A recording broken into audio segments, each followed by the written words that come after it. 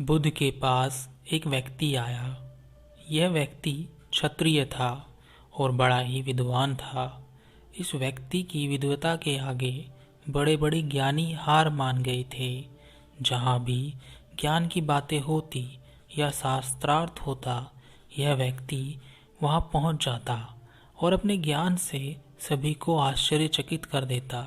इस व्यक्ति को बड़ा ही अहंकार था कि वह एक श्रेष्ठ ज्ञानी पुरुष है, जिसके सामने सभी ज्ञानी फीके पड़ जाते हैं। जब इस व्यक्ति ने बुद्ध के बारे में सुना कि बुद्ध को परम ज्ञान की प्राप्ति हुई है, तब उसे अपने ज्ञान को श्रेष्ठ दिखाने का एक और मौका मिला। उसने सोचा कि वह बुद्ध से जाकर शास्त्रार्थ करेगा और बुद्ध के ज्ञान को झूठा साबित करेगा, जिससे उसकी ख्याति और ज्यादा बढ़ेगी। बुद्ध के समक्ष जाते समय रास्ते में उस व्यक्ति को यह पता चला कि बुद्ध ईश्वर की बात नहीं करते। तब उसने सोचा कि वह बुद्ध से ईश्वर के बारे में ही पूछेगा। वह बुद्ध के आश्रम में पहुंचा और बुद्ध के समीप पहुंचकर बुद्ध से बोला, हे बुद्ध, मेरा नाम मोलुंकापुत है। मैं क्षत्रिय हूँ, साथ ही श्रेष्ठ विद्वान भी हूँ।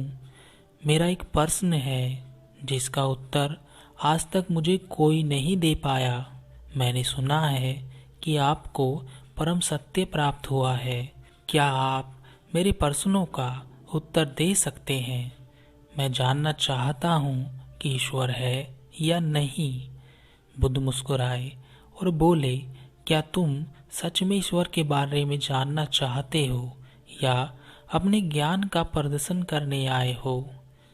वह व्यक्ति बोला, हे बुद्ध, क्या आप मेरे प्रश्नों के उत्तर नहीं देंगे? बुद्ध ने कहा, मैं तुम्हारे हर प्रश्न का उत्तर दूंगा, लेकिन क्या इतने बड़े प्रश्न का उत्तर पाने के लिए तुम कुछ दांव पर भी लगा सकते हो? क्योंकि ऐसे प्रश्नों का उत्तर सहज नहीं मिलता। उस व्यक्ति ने सोचा, बुद्ध मुझसे ज़्यादा से ज़्यादा क्या मांग लेंगे?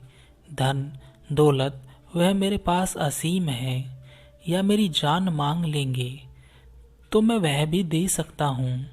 कुछ सोचने के बाद वह व्यक्ति बुद्ध से बोला, ठीक है बुद्ध, जो आप कहें वह मैं करने के लिए तैयार हूँ। मैं अपनी समस्त संपत्ति दे सकता हूँ, या कहें तो मैं अपनी जान भी दे सकता हूँ। बुद्ध मुस्कुराए और बोले, यह सब मुझे नहीं चाहिए। मुझे केवल तुम्हारा मौन चाहिए। 2 वर्ष तक तुम्हें यहाँ मेरे पास आश्रम में रहना है। इन 2 वर्षों तक तुम्हें मौन धारण करना है। अगर तुम 2 वर्ष तक मौन धारण कर पाए तो ठीक आज से 2 वर्ष बाद मैं तुम्हारे सभी प्रश्नों के उत्तर दूंगा। वह व्यक्ति घबराया और उसे लगा कि बुद्ध ने यह क्या कह दिया। वह मुझसे मेरी जान मांग लेते तो मैं दे देता, लेकिन अगर मैं 2 वर्ष तक मौन धारण कर लूंगा तो लोग मुझे भूल जाएंगे। मैं किसी को अपना ज्ञान प्रदर्शित भी नहीं कर पाऊंगा। लेकिन वह कह चुका था कि वह सब दांव पर लगाने के लिए तैयार है, इसलिए पीछे भी नहीं हट सकता था।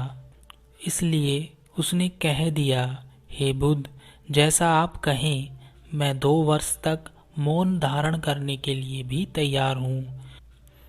बुद्ध ने उस व्यक्ति से कहा, आज तुम आराम करो, कल सुबह से तुम्हें मौन धारण करना है।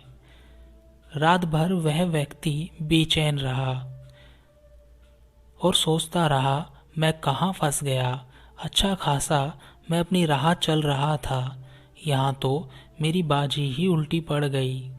सुबह हुई तो वह व्यक्ति चुपचाप बैठा रहा, मौन धारण किए हुए। एक दिन तो उसने जैसे तैसे निकाल दिया, लेकिन वह एक दिन में ही बेचैन हो गया। वह रोज एक एक दिन गिनता रहता। ऐसे करते करते उसे 4 माह बीत गए। वह बुद्ध को अपने शिष्यों से प्रश्न पूछते देखता तो उस प्रश्न का उत्तर देने के लिए वह लालायित होता, लेकिन वह बोल नहीं पाता क्योंकि उसने मौन धारण किया था। 4 माह में उसके अंदर अनेक बदलाव आए। वह क्रोधी हो गया। वह कुछ बोलता तो नहीं था, लेकिन उसकी आंखें हमेशा लाल रहती, जैसे कि वह अपनी सुध बुध खो रहा हो। कभी वह हताश और निराश बैठा रहता तो कभी व्यर्थ ही इधर उधर भागता। एक दिन वह एक बड़ा पत्थर लेकर बुद्ध के समक्ष आया और वह पत्थर लाकर बुद्ध के सामने पटक दिया और वहां से भाग गया। बुद्ध रात के समय उस व्यक्ति के पास आए और उसे अपने साथ एक तालाब के पास ले गए और उस व्यक्ति से बोले, तुम चाहो तो मुझसे कुछ पूछ सकते हो। मैं तुम्हें कुछ समय के लिए मौन तोड़ने की इजाजत दे सकता हूँ। उस व्यक्ति ने ना में अपनी गर्दन हिला दी। बुद्ध ने कहा, तुम दृढ़ संकल्पी हो। तुम तालाब में देखो, क्या तुम्हें तालाब में चंद्रमा दिखाई देता है? उस व्यक्ति ने हाँ में गर्दन हिलाई। बुद्ध ने कहा, अब एक बड़ा पत्थर लेकर आओ और उस पत्थर को इस तालाब में फेंक दो। उस व्यक्ति ने एक बड़ा पत्थर लिया और उस तालाब में फेंक दिया। बुद्ध ने कहा, अब इस तालाब में चंद्रमा को देखो, क्या तुम्हें चंद्रमा वैसा ही स्पष्ट दिख रहा है जैसा कि पहले दिख रहा था? उस व्यक्ति ने ना में गर्दन हिलाई। बुद्ध ने उस व्यक्ति से कहा, जैसे एक शांत पानी में चंद्रमा बिल्कुल वैसा ही दिखता है जैसा कि वह है, उसी प्रकार मौन धारण किए हुए व्यक्ति को सभी चीजें स्पष्ट दिखाई देती हैं, लेकिन तुमने जो मौन धारण किया है वह ऊपरी है। तुम्हारे अंदर ना जाने कितनी आवाजें हैं, कितना शोर है। क्या तुम अंदर ही अंदर सबसे बात नहीं करते? उनसे भी जो यहाँ नहीं हैं, तुम बातें करते रहते हो। पानी में पत्थर मारने से पानी में हलचल होती है। इसी हलचल के कारण पानी में तुम्हें चंद्रमा सही प्रकार से दिखाई नहीं देगा। जितनी ज़्यादा हलचल होगी उतना ही तुम सत्य से दूर रहोगे। इन 4 माह में बाहरी मौन धारण करके तुमने अपने अंदर जो ऊर्जा एकत्रित की है उसे व्यर्थ क्रोध में नष्ट मत करो। उसे अपने शरीर में ही समाहित होने दो। अपने आप को शांत पानी की तरह बनाओ जिसमें तुम हर परछाई को स्पष्ट रूप से देख पाओगे। वह व्यक्ति बुद्ध के चरणों में गिर पड़ा। उसके बाद उस व्यक्ति ने 2 वर्ष तक बाहरी मौन के साथ साथ आंतरिक मौन को भी साधा।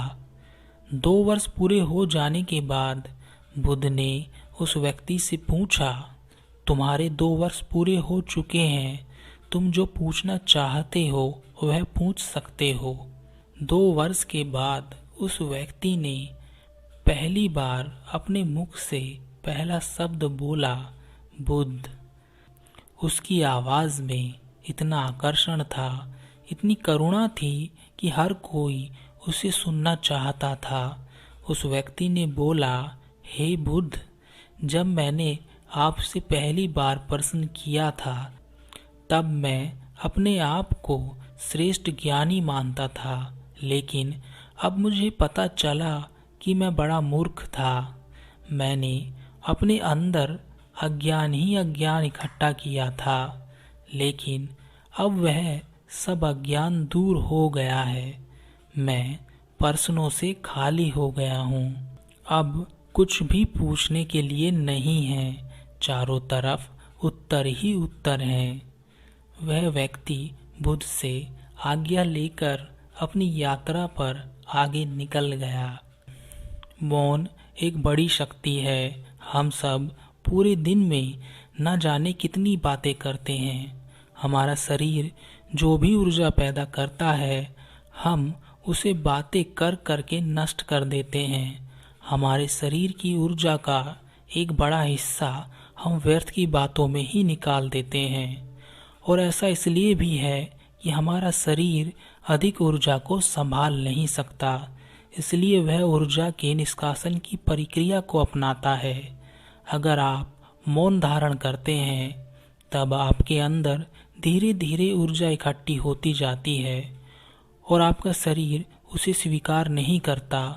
तब वह आपको क्रोध दिलाता है ताकि उस ऊर्जा को बाहर निकाल सकें, लेकिन बिना चीखे चिल्लाए, बिना गुर्राए क्रोध भी आसानी से बाहर नहीं निकलता।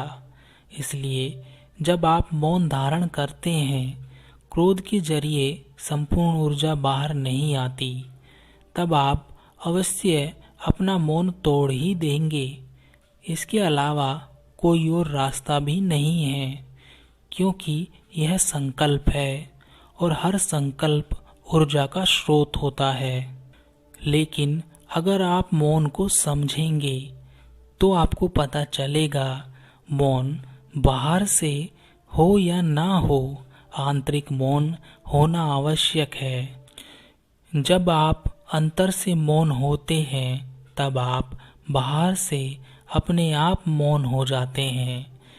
तब आप अपनी ऊर्जा को भी देख सकते हैं कि किस तरह वह क्रोध या काम के जरिए बाहर आना चाहती है।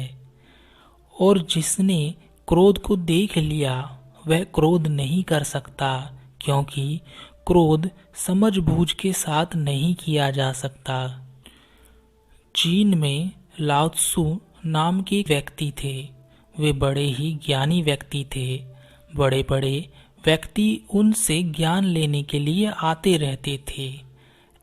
ऐसे ही एक दिन एक बड़ा अधिकारी उनके आश्रम में उनके प्रति सम्मान प्रकट करने के लिए और ज्ञान प्राप्त करने के लिए आया।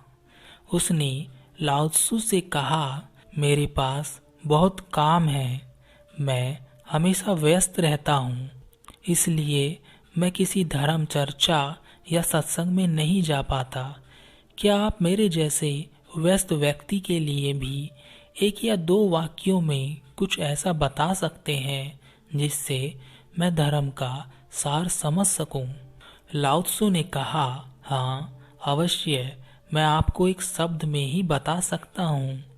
अधिकारी ने जिज्ञासावश पूछा, और वह क्या है? लाओ त्सु ने कहा, मौन। और मौन किसकी तरफ ले जाता है? लाओ त्सु ने कहा, ध्यान। और ध्यान क्या है? लाओ त्सु ने कहा, मौन।